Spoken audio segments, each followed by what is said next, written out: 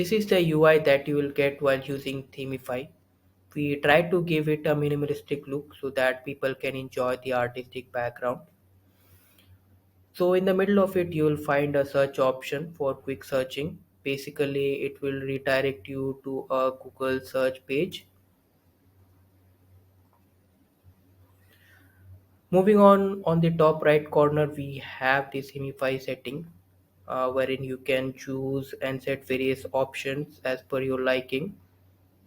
So currently it is set to random, which means it will select all the below option in a randomly way. So I have selected the recursion tree option and will save it.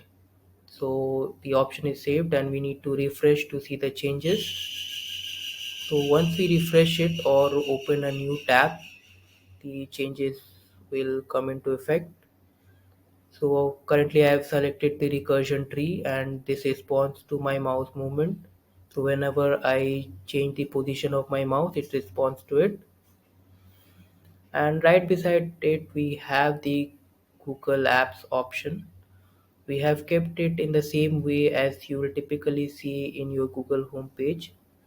So basically, it contains all the Google applications that people generally use, and we have kept it according to their usability. And on the top left corner, we have another bookmark option where you will find all your bookmarks that you have made.